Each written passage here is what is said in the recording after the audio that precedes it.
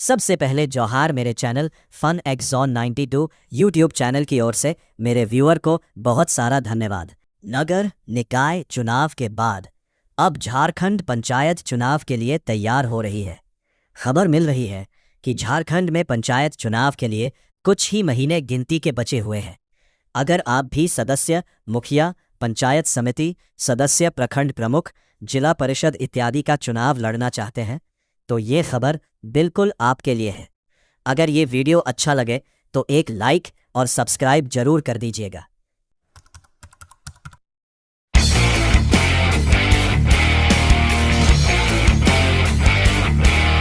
चलिए शुरू करते हैं। लोकसभा विधानसभा चुनाव से पहले 2027 में गांव में चुनाव की तैयारी बहुत जोरों शोरों से चलेगी। शहर की सरकार बनने के बाद अब गांव की सरकार बनने की प्रक्रिया शुरू हो जाएगी। अब की बार का पंचायत चुनाव बहुत ही खास और ऐतिहासिक होने वाला है, क्योंकि इस बार सीटों की आरक्षण की पूरी प्रक्रिया बदलने वाली है। सीआईटी आरक्षण के बारे में कौन कौन से अहम बदलाव होने वाले हैं, पंचायत चुनाव में कौन कौन सी बातें होंगी, ये सब जानेंगे आज के इस वीडियो में। एक अखबार रिकॉर्ड के मुताबिक साल 2027 में पंचायत चुनाव होने की पूरी संभावना है, यानी कि 5 साल के अंदर झारखंड में 5 अलग अलग तरह के चुनाव होने जा रहे हैं। पहले साल 2026 में शहरी निकाय चुनाव संपन्न हुआ। इस साल मई जून में राज्यसभा चुनाव होना तय है। 2027 में पंचायत चुनाव और 2039 में लोकसभा चुनाव होना है और विधानसभा का चुनाव भी होना है।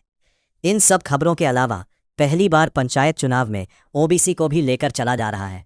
ऐसा पहली बार होगा कि अब ओबीसी को भी पंचायत चुनाव में शामिल किया जाएगा।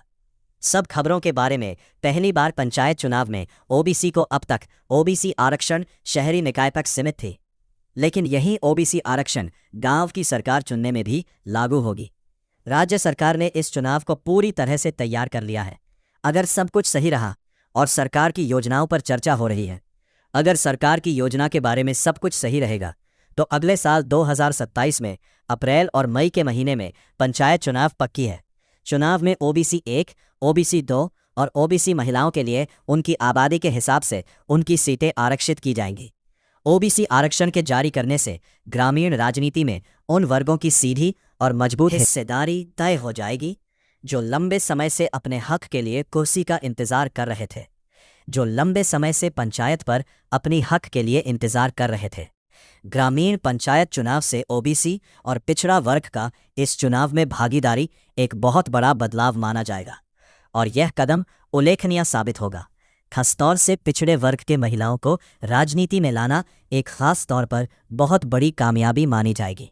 अब आपके मन में यह स्वाभाविक प्रश्न उत्पन्न हो रहा होगा कि आखिर यह सब होगा कैसे?